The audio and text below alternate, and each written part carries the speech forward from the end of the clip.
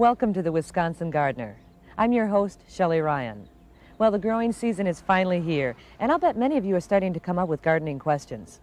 To help out, this edition of the Wisconsin Gardener offers answers to some common head-scratching problems, like how to garden if your yard is in the dark. We'll visit two very different shade gardens. We'll also show you how to properly plant a balled and burlap shrub, and we'll take a look at some very scary-looking insects. But first up, how to garden if you don't even have a yard. Container gardening is portable and versatile, and it can be done almost anywhere. That's up next on the Wisconsin Gardener. Major funding for the production of the Wisconsin Gardener has been provided by Jung Seed and Nursery Company, with garden centers in Randolph, Stevens Point, Madison, and Sun Prairie. And the distributors of Fertilome, a complete line of lawn and garden products for the homeowner, sold exclusively by independent retail outlets throughout Wisconsin. Additional funding has been provided by Mr. Shrub Landscapes of Watertown. Even a second-floor apartment balcony can become a lush garden. We're on the balcony of Tom Kalb, University of Wisconsin Extension horticulturist for Kenosha County. And Tom, I've already mentioned some of the advantages of container gardening. It's portable, it's versatile. What else? Shelley, with container gardens, we can have a beautiful splash of color anywhere in the home landscape. If it's a large home landscape, we can use containers as a focal point in the landscape. If it's a small landscape like a balcony, then it is the garden itself. Beautiful, lush, green, and colorful. Well, there are also problems with container gardens. What are some of those? Okay, there's some concerns. One is watering. Containers have to be watered more often. The other one is going to be more expensive because you not only have to buy the plants like a traditional garden, but you also have to buy the containers as well as the soil itself. Another concern is fertilizing, because you may have to fertilize more often. Well, let's start with the watering. What do you mean by watering more often? Okay, whenever you water a container plant, what you want to do is stick your finger about 1 inch deep into the soil. If it's moist, leave it alone. Sure. But if it's dry, then what you want to do is you want to give the container a nice, deep, thorough drink of water so that water drains out of the drainage holes at the bottom. When we water deeply, we'll develop a deep root system and also flush out some of the harmful salts that can develop in the soil. Well, now it also looks like you've got mulch on your pots. That's right. I use mulching to conserve soil moisture, and the mulching keeps the soil moist. It also kind of hides the inner containers that I have within the window box itself. It also kind of unifies the flowers and makes it more attractive. Well, and what's under the mulch? What kind of soil do we use in containers? I like using a mix of about 2 to 3 parts potting soil to 1 part peat moss and 1 part perlite. The potting soil is to provide the nutrients. The peat moss will help to retain water, whereas the perlite will allow for good drainage. It's very important that we do not use garden soil because it's full of disease and it doesn't drain well. And potting soil by itself, I think, is a little bit too heavy, and so that's why I like to supplement it with some peat moss and perlite. So look for a light, airy potting mix, basically. That's right, for good drainage. Very important in containers. Well, let's talk about some of the plants you've got up here. These are beautiful. Right, these are ivy leaf geraniums, very popular in Europe, and they're just catching on now in America. They come in a wide array of colors. I like the bright red type here, and very attractive leaves. And then also what you'll notice, it has a beautiful cascading habit. And what will happen is that this is still early in summer, but by the end of summer we'll have a beautiful, lush, solid red growth way deep within the window box. So you'll actually be hiding the window box a bit. You'll actually be hiding the window box a bit. Now I want a bold statement here. So besides the bright reds, I like to use golds, like in this gold marigold, as well as a gold gazania over here, and a white petunia to contrast well with it. Really shows up nicely from a distance, too. It sure does. Well, now annuals, I know, like these grow easily in containers, but there are also some vegetables that do quite well. That's right. One is a patio tomato, and this is a very compact type, very bush type. It does not need trellising. It's just made for containers. And you can see it's already starting to blossom now, and before you know it, we're going to have nice, luscious fruits on the tomato plant itself. Another type of vegetable that we can grow in a container garden would be a dwarf cucumber. This is the variety Fanfare, a 1994 All-America Selections winner. And so since it's a dwarf type, it's well suited to containers. And adjacent to it, we have a nice blend of lettuce, red and green leaf types that will make for a very flavorful salad in the summer. Well, and this is how you're making a container do double duty. You've got the lettuce and the cucumber in the same space, and the lettuce must act as a mulch, too. Yes. And it's pretty. It's exactly. Now, when I think of vegetables, though, I have a problem because I always think of them, even in my own garden, as very heavy feeders. What about fertilizing? That's right. What you want to do is you want to use a well-balanced fertilizer like a 20-20-20 or perhaps a 15-30-15. And I like fertilizing and watering at the same time, so I use these water-soluble fertilizers. We're probably going to have to fertilize about once a week, but you look at the plants. If it's pale, small leaves, they need more fertilizer. On the other hand, like if this cucumber gets very luxurious in its growth but has very few flowers and fruits, that's an indication that we're over-fertilizing. So in containers, more does not mean better. You may end up with lots of leaves and that's about it. That's right. And also, like in containerized plants, it's also important to know that we can grow vines. For example, this sweet autumn clematis will fill out the railing. We also can grow morning glories, or if you like vegetables, pole beans are a good choice, and I'm doing some of that this year. Right. Well, and of course, herbs do well in containers also. That's right. I always have a collection of mint because I love mint tea in the evening hours. Well, here's something I wouldn't have guessed in a container, a tree. That's right, and there's no reason why you can't grow a small specimen tree in a container. And here we have a Sergeant crabapple, still loaded with blossoms, and it'll develop very attractive red fruits. It's really pretty. That will persist throughout the winter. And I have an understory planting of pansies to accentuate it. Now, trees make me think weight, and we're on a second-floor balcony. That's right, and so the container is a concern. When you select a container, every container should have a drainage hole to allow for that excess water to drain out of. Clay pots are nice because they have a natural color to them. However, they can get quite heavy. So I like using the plastic pots. Plastic pots are much lighter in weight. They come in a wide array of colors. And also, they're not porous, so you don't have to water them quite as often as you do a clay pot. But also because they're lighter, I've had the plastic pots tip over in the wind with the plant. Yeah, me too. And all you have to do is strap up a string to go around the pot or the tree itself to provide some support for the plant. Just tie it right up with the railing. Well, what do you do with something this large at the end of the growing season? It's going to be very important to heavily mulch the root ball, and you can often have it survive that way. You can bring it into an unheated garage, still heavily mulch the root ball. Another option is this is going to be something that we're going to be concerned about in the fall. Fall is a great time to plant trees. Why not consider donating it to a civic organization? No, that's a nice idea. Thanks, Tom. You're welcome. Coming up next, some solutions for shade.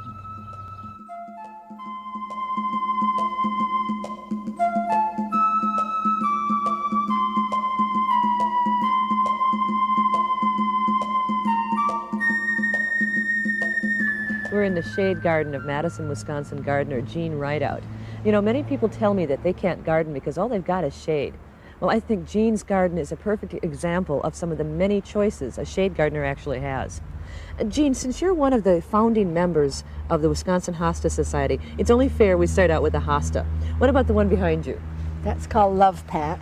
It's a beautiful shade of blue and has a very interesting seersucker texture. We'll get perhaps 3 feet in diameter eventually. So that's definitely one of the larger ones. Well, how old is it right now? Well, I'm not quite sure. I think I've had it 5 or 6 years, but I've moved it, you see. That always sets it back a bit. Now, will it stay this dense blue color that I'm looking at? As long as it has shade.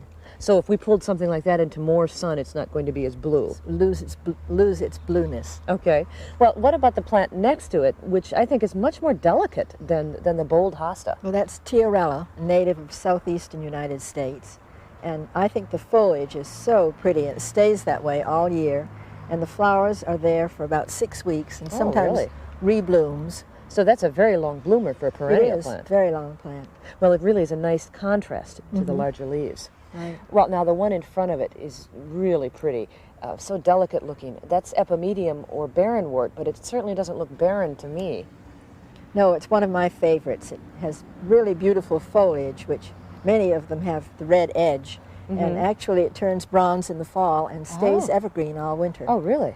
And the flowers come in red, pink, white, yellow, and this lovely salmon or coral. Now, I've heard that this can be used as a ground cover in shade. Well, that's what they say, but I haven't had very good luck. It is beautiful, and I love it, but it doesn't grow very fast. So maybe use it more as a specimen. And I do. don't- Well, what about the hostas right here at the edge? Now they look like they're already starting to make a ground cover. Well, they are indeed, and that's what it's advertised as, a ground cover or an edger, and it works very nicely. It grows very rapidly and will fill in these spaces Now by this the middle is of the summer. gold edger, right? Yes. That's a nice color. Well, now there you've got something that, people forget that annuals can also work in the Right. shade. What kind of begonia is that in the rock? That's a non-stop. And you just planted Hopefully it in a hollow? I planted it about 2 days ago. Oh, really? That's nice. It adds a nice yellow Well, brightness and to of course this. it will be there all summer, and the other plants, most of them, will stop blooming.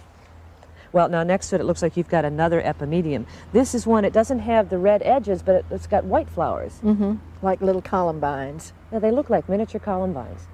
Well, now, if we can't use epimedium as a ground cover, as tempting as it is, what about the plant behind it, the Pachysandra? Good old Pachysandra. That's the standby of Wisconsin gardens because it does do very nicely in deep shade, even under the shade of a Norway maple, which is Beautiful. not easy. And it does have a lovely white flower. Oh. See, it's just beginning to bud.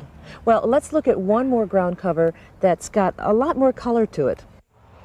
These are some of the many other choices for shade gardeners. Ferns, you've got the beautiful white flowers of the Anemone sylvestris, also the delicate pink flowers of the Heucherella, and hostas that come in many sizes, shapes, and forms. A large one like Sum and Substance is a beautiful focal point in a woodland garden.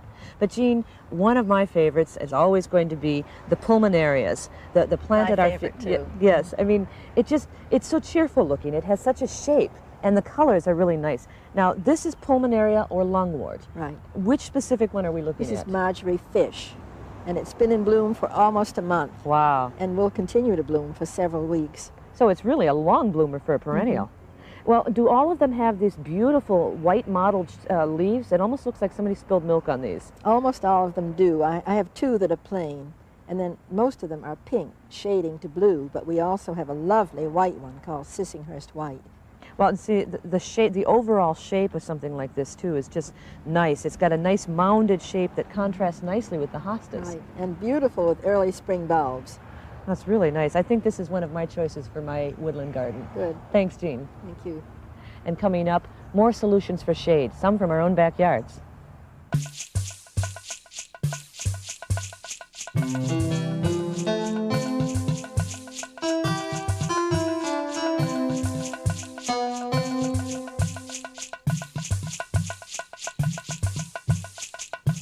We're in the native woodland garden of Dennis Stimmert, professor of horticulture for the University of Wisconsin-Madison. Dennis, this is great. Tell me about how you've created this. Well, Shelley, I think the first thing that's most important is that you have a proper site to work with. And on our site, we have well-established pine trees and oak trees. The soil on the site is it's a deep, rich soil that is damp but not wet. It's full of humus. Also, the site has partial sunlight and, more importantly, is protected from strong winds. Well, it looks like you've taken advantage, really, of a natural ravine here. Yes, this is a natural ravine. So that makes it easier. When I had my first tree and my first patch of shade, I wanted a native woodland garden, so I planted trilliums, and they came up, looked great, and then the wind came up and blew all the petals off. So just having a patch of shade doesn't mean you've got the right site for a native woodland garden. No, that is just one environmental parameter that is considered in selecting a site for a woodland garden. Well, your trilliums still have their petals. In fact, they look absolutely beautiful. This is a trillium that we have in the upper Midwest. It's native to this area, and you'll notice a very large white flower that the plant produces. Immediately below this are three very large leaves that are connected at one point. And then if you follow this plant down to the ground where it emerges out, you'll see this very long, strong stem that is 12 to 14 inches in length. Quite high. And referring back to your point of wind damage, this plant is very susceptible to wind damage in the spring. So it needs protection, not just from sun, but a hollow, a ravine or something like this. Yes, it does. Now, this is Virginia bluebell. This is a lovely color in the spring. This also is a well-known woodland plant that we have in the upper Midwest, and you'll notice the flowers. They're trumpet-shaped. They're a very nice light blue color, and they're tinged with a pink or a rose. Really pretty. The foliage on the plant is a fresh green, and you'll notice the growth habit. It's a very strong, upright growing plant. Now, this is a spring ephemeral. Yes, it is. And basically what that means is that this plant will have completed its life cycle by mid-July. It will have set seed and the stems will have died back to the ground. So there won't be anything here. So it might Nothing. It might be a It's- good idea to plant ferns or something else to fill in these holes. You should interplant some greenery to carry you through the rest of the summer. Well, now I hear occasionally of people going out into the woods to dig up these plants to create their woodland garden. That's not a good idea. No, that's something that I consider as a major travesty, and I very strongly urge people not to go out into the woods and dig up these woodland plants, basically because very few of them do transplant successfully. What people should be doing is going to a reputable greenhouse dealer that knows how to propagate. They sell the plants in containers. You take the plants home then and transplant them into your site. Start correctly that way. Well, let's look at another plant. These, as you said, vanish. Let's look at something that's interesting all season. The Jack in the Pulpit, for instance. You can see why they call this Jack in the Pulpit. Here's Jack, and he's sitting in his pulpit, and that's his pulpit. Yes, actually what you're referring to here, Shelley, is the flower on the plant. This is the spathe and the spadix. It's a unique feature of this plant, or one of them. Some other unique features on this plant are on the stem. You'll notice the purple-brown coloration with the modeling of the green that's superimposed on this. This plant will get to a height of about 1.5 to 2 feet. Really pretty. And late in the fall, on the spadix will be some very bright vermilion red berries that are produced that will persist throughout the winter. So even in the snow. Oh, absolutely. Now, do you use the berries to propagate the plants? What I do is I collect the berries and I use them as propagules. I take them and disperse them around in the garden, work them into the soil maybe 1/4 of an inch in depth, and they germinate the following season and start producing new plants. Do you do that with everything? Yes, most of the plants that I have in this woodland garden, I do that. Here's another example of a plant that can be propagated by seed, the bloodroot. And as you can see down here are the developing seed pods. So those are the pods. They're not ripe yet. They'll be ripe in about 4 to 5 weeks, and I collect those seeds and disperse them. And you do that the same season that they ripen, so in the fall, basically. right? Yes. Mm-hmm. Well, this is a plant that's been around for quite a while. In fact, Native Americans used the blood red sap for dye and paint. That's where it gets its name, bloodroot. It also makes a very handsome ground cover. You can see the very handsome leaves that are present on the plant. It colonizes, and the foliage will persist throughout the summer. Well, let's take a look at one more plant, something that's a little bit more upright. For instance, the bellwort. The bellwort, yes, is a very strong upright plant. It produces very strong wire-like stems, and borne on the end of those stems are these attractive fresh green leaves. A very attractive feature at this time of the year are the pendant tubular yellow flowers that it produces. Well, if you do all of your propagation by seed, how long from seed till I see flowers like those? You can expect about 2 to 5 years. Now, is for all of these plants? Yes, generally that's the case. You have to be very patient.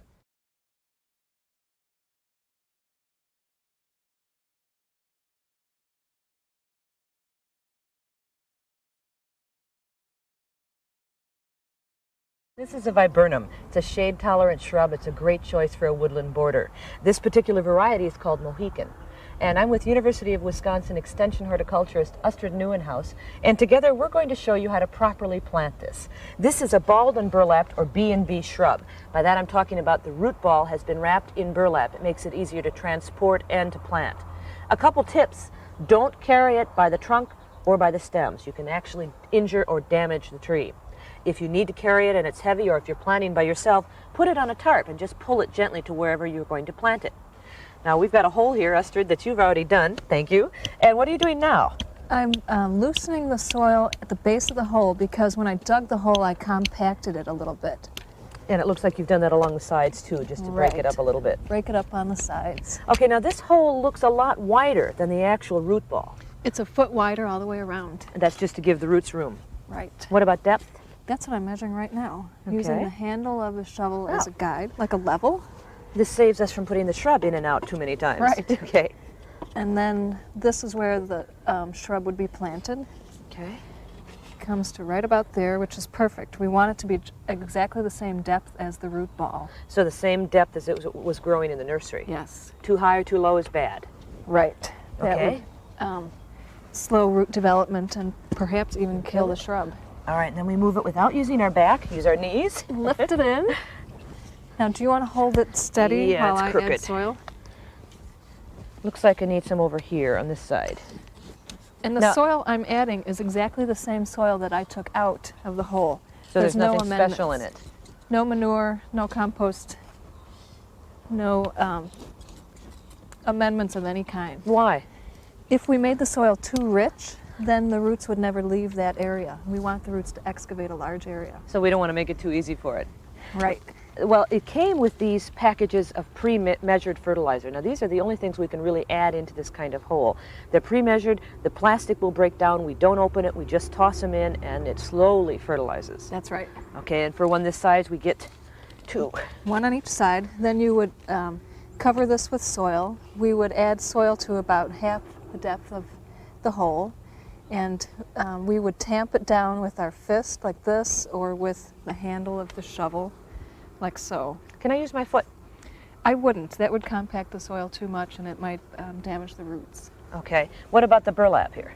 Well, the next step is to fold back the burlap. We're not going to remove it completely. That protects the root ball. So we leave it in the hole. Why are we folding it back then? Well, you want to fold it back because if any part of the burlap sticks up, is exposed above the soil surface, that acts like a wick and it draws moisture away. Oh, so it's actually going to pull it away from the roots. So we gently do that. Gently fold it back. Now, what I've heard also is before you fill up the hole entirely with soil, that you can add water in here, and that also helps get rid of air pockets that might have happened around the soil. Yes, that's a very good idea. Okay, well, let's take a look at one we've already finished.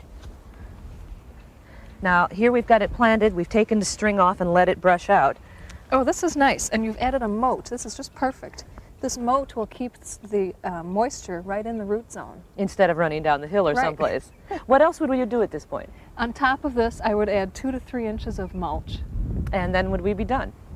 Well, the last thing I would do is look for any branches that have been broken or damaged in transport. Now, this looks like it was snapped right off here. And just prune off the damaged branch. Would you do any other pruning? No, none at all. So just anything that's injured. Right. Is there a good or bad time of year to plant a balled and burlap shrub? Spring is a great time. Early fall is a good time. Summer is okay if you baby the plant. Meaning lots of moisture. Right. Okay. Thanks, Astrid. You're welcome. And remember, lots of moisture means 1 inch of water per week during the entire growing season.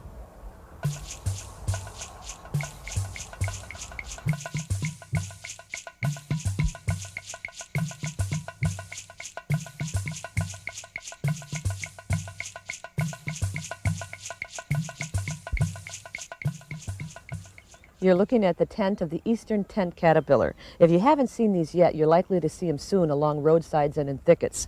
I'm with University of Wisconsin Extension entomologist Phil Pelletieri. Phil, these are really awful looking. What plants are they actually attacking? Eastern tent caterpillar only feeds on flowering fruit trees, so we see them on flowering crabs, apple trees, wild cherry, plum, that type of plant. What do I do to get rid of it? It's really pretty simple. We know the eggs hatch about the time the tree starts to leaf out, and so what you look for are these small tents, and you can prune them out. You can take a piece of newspaper and crush them. You can use insecticidal soaps, you can use bacterial products, you can even use most garden insecticides and get pretty good control. And that's when they're small at this stage. I've seen some tents that are a lot bigger. What about then? If you let them go, what you're going to find is that they get very large, and you notice that all the leaves are gone, and one of the reasons is these little caterpillars are eating 2 to 3 times their body weight in food a day. At this point, they're just about done feeding. They'll crawl off the tree, they'll spin their cocoons, and really the damage has been done. Now, have they killed this tree? No, that's a mistake most people make. If we come back in a couple weeks, the tree will leaf out again. It has cost the tree some energy, and if it was an apple tree, it would affect fruit production, but relatively speaking, it's more of a cosmetic type of damage. Well, I've seen people go out and torch their trees when it's been like that. That's not a good idea. It's a real mistake. What you find is with fire, we do more damage to the tree than the worms ever could, and so we really don't recommend going after it. Plus, at times, you have some potential danger if the fire gets away. Well, as you said, though, it is a cosmetic problem. If I don't want to see these, can I prevent them from ever happening? Really, a good approach is that the insect lays its eggs in the end of June, and what we have here is an egg mass. And these egg masses can be found, and you can either go out and prune them, you can crush them with your hand, or when you get in the spring of the year, before the tree leaves out, you can use a product called dormant oil and spray it on the tree. Those oils will suffocate the egg masses, and they work very well. Well, these look a lot easier to crush than this entire tent, too. Yeah, people, I think, feel a little bit more comfortable dealing with the egg mass than they do the worms. Well, now, I've heard that people confuse these with gypsy moth. What's the difference? Gypsy moth doesn't make a tent. Gypsy moth attacks far greater numbers of trees, but if you look at the worms, the tent caterpillar has a nice bright white line down its back. Gypsy moth has a pair of both red and blue dots down its back that are very distinctive. So then this is just the eastern tent caterpillar. We don't need to worry. No, not a problem at all. Thanks, Phil. So if you see these tents in your backyard, don't panic.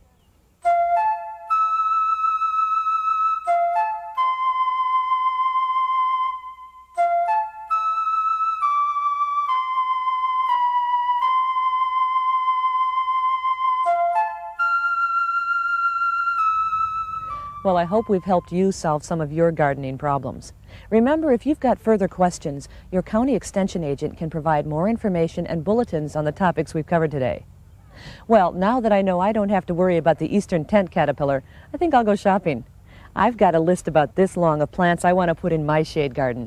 Thanks for joining me on the Wisconsin Gardener.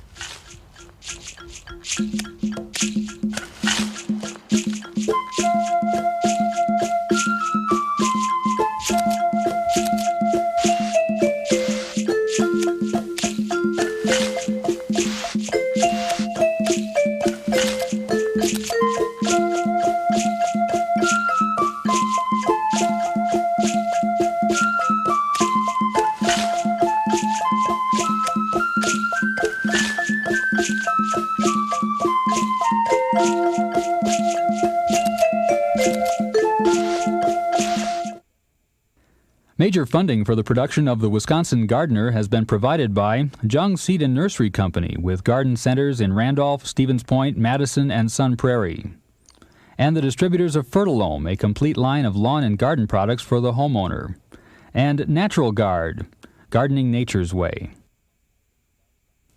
Additional funding has been provided by Mr. Shrub Landscapes of Watertown.